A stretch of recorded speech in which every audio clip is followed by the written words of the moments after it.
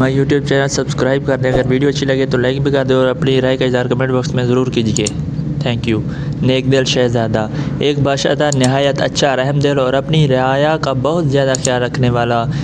इसकी एक मलका भी थी, बेहद हसीन और जमील और खुदा तरस। वो मुल्क का निज़ाम चलाने के लिए अपनी समझ के मुताबिक बादशाह को राया की फलाह व बहबूद के बारे में मशवरा भी देती थी और बादशाह इन पर अमल भी करता था। अल्लाह ने इन्हें एक चांद सा बेटा भी अता किया था। इसका नाम शहज़ादा अदनान था। बादशाह और मलका दोनों इसको देख देख कर जीते थे। वो अभी सिर्फ 10-11 साल का था, मगर था बहुत समझदार। वो पढ़ाई लिखाई में बहुत दिलचस्पी लेता था और अपने दूसरे हम उम्र बच्चों के बरक्स खिलौनों से ज़्यादा किताबों में ज़्यादा दिलचस्पी लेता था। बादशाह को इसकी इस दिलचस्पी का इल्म था, इसलिए वो दूर दराज के मुल्कों से किस्से कहानियों की किताबें मंगवा कर इसको देता था और शहज़ादा इन किताबों को बड़ी दिलचस्पी से पढ़ा करता था। इन किताबों के पढ़ने से इसकी अक्ल व शऊर में इजाफ़ा भी होता था और इसको तरह तरह की मालूमात भी हासिल होती थी। शहज़ादा अदनान के उस्ताद इसे मुख्तलिफ मज़ामीन पढ़ाते थे। वो इसकी ज़हानत और अक्लमंदी से बहुत खुश थे। शहज़ादा अदनान में एक बहुत अच्छी बात यह भी थी कि अगर इसकी समझ में कोई बात नहीं आती थी तो वो सवाल करने में कोई झिझक महसूस नहीं करता था।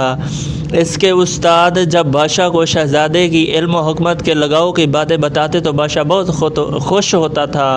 पढ़ने लिखने वाले बच्चों से सभी खुश होते हैं और इनसे मोहब्बत करते हैं। एक रोज़ दोपहर को जब शहज़ादे के उस्ताद इसे पढ़ा कर रुखसत हो गए तो वो बाग में आकर बैठ गया।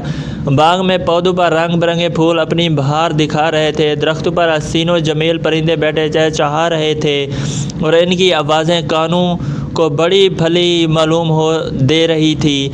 शहज़ादा बाग में बैठा कुछ सोच रहा था। इत्तेफाक से दरबार का वक्त भी ख़त्म हो गया था और बादशाह वहाँ से उठकर सीधा बाग में आ निकला।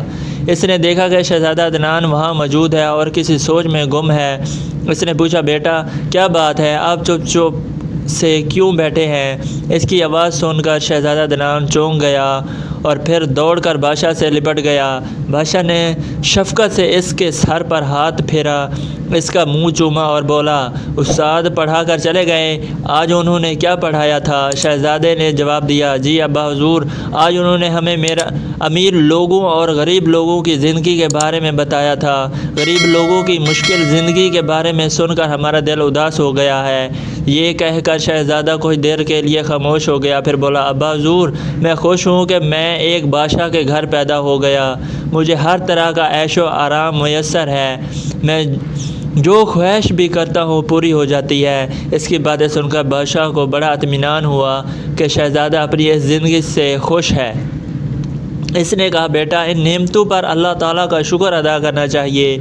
और अब चलते हैं, महल में आपकी अम्मी इंतज़ार कर रही होगी। शहज़ादा बादशाह के साथ चल पड़ा, मगर वो बदस्तूर किसी सोच में गुम था। चलते चलते इसने बादशाह से कहा, अब्बा हुज़ूर, मैं ये भी सोच रहा हूँ कि दूसरे बच्चों की तरह मैं किसी गरीब आदमी के घर में क्यों पैदा नहीं हुआ।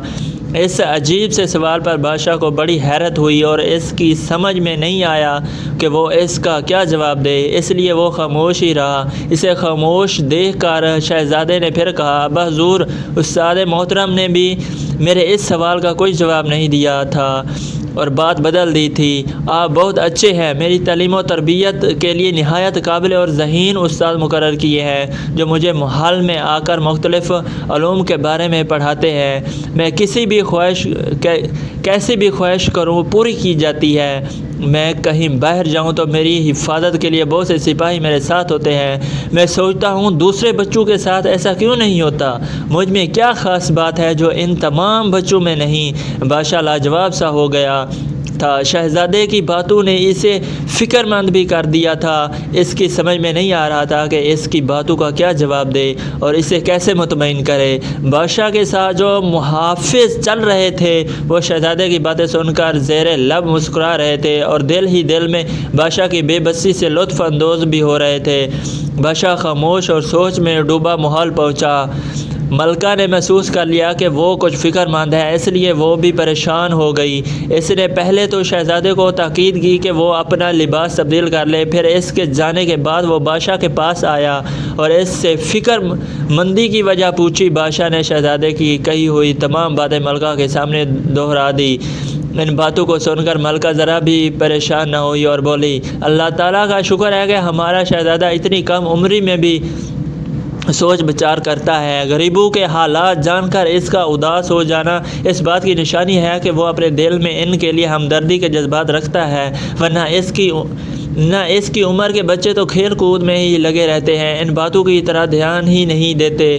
آپ فکر نہ کریں، میں شہزادے سے اس بارے میں بات کروں گی اور یہ پتہ لگانے کی کوشش کروں گی کہ اس کے ذہن میں اس طرح کے سوالات کیوں اٹھ رہے ہیں۔ بادشاہ کو ملکہ کی اس بات سے اطمینان ہو گیا۔ شام کو ملکہ نے شہزادے کو اپنے کمرے میں طلب کیا اور اس کے ساتھ کھڑکی کے پاس آ کر بیٹھ گئی۔ اس طرح طلب کیے جانے پر شہزادہ عدنان سمجھ گیا تھا کہ بادشاہ نے اس کی باتوں کا تذکرہ ملکہ سے ضرور کیا ہوگا، اس لیے وہ اپنی ماں کو دیکھ کر شرارت سے مسکرایا اور بولا، امی حضور جو پوچھنا ہے پوچھیے، میں آپ کو ضرور بتاؤں گا۔ اس کی بات پر ملکہ کو ہنسی آ گئی۔ وہ بولی، شہزادے آپ بہت شریر ہو گئے ہیں، آپ کی سمجھ میں ساری باتیں آنے لگی ہیں۔ شہزادہ فوراً بولا، سوائے ایک بات کے۔ ملکہ نے کہا، وہ بات آپ کے ابا حضور مجھے بتا چکے ہیں، اب تو مجھے صرف اس بات سے آگاہ کر دیں کہ ان سوچوں سے آپ کا مقصد کیا ہے۔ ملکہ کی بات سن کر شہزادہ عدنان سنجیدہ ہو گیا اور بولا، امی حضور میں اچھی طرح جانتا ہوں کہ ابا حضور وزیروں کو، امیروں کو اور اپنے درباریوں کو بغیر کسی وجہ کے پیش بہا انعامات سے نوازتے رہتے ہیں، انہیں یہ انعامات ان کی خوشامد بھری تعریفوں کے صلے میں ملتے ہیں۔ شہزادے کی بات سن کر ملکہ ہکا بکا رہ گئی۔ اس نے گھبرا کر شہزادے کے منہ پر ہاتھ رکھ دیا اور ادھر ادھر دیکھتے ہوئے سرزنش بھرے لہجے میں بولی، شہزادے خاموش رہیے، اپنی عمر کا خیال کیجیے اور بڑوں کے بارے میں اس طرح کی گستاخانہ خیالات کا اظہار نہ کیجیے۔ ملکہ کی بات سن کر شہزادہ ذرا بھی پریشان نہیں ہوا، بولا، امی حضور آپ میری امی ہیں، میں آپ سے اپنے دل کی ہر بات کر سکتا ہوں۔ ملکہ خاموش تو ہو گئی مگر وہ تشویش بھری نظروں سے شہزادے کو دیکھے جا رہی تھی۔ شہزادے نے جب دیکھا کہ ملکہ بہت سنجیدہ اور فکر مند ہو گئی ہے تو اس نے کہا، امی حضور آپ ناراض ہو گئی ہیں، مجھے معاف کر دیجیے۔ ملکہ نے پیار سے شہزادے کو خود سے لپٹا لیا اور بولی، شہزادے میری جان، میں غلطی پر تھی، آپ نے بہت اچھا کیا جو یہ باتیں مجھ سے کہہ دی۔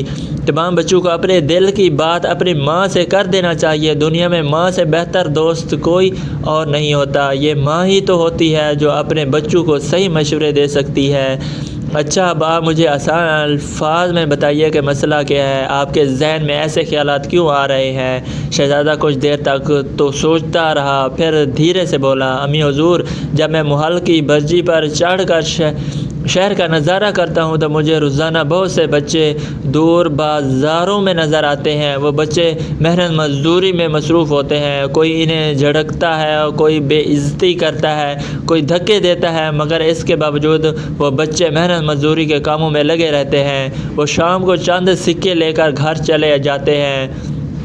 یہ سب کچھ دیکھ کر میں اداس ہو جاتا ہوں۔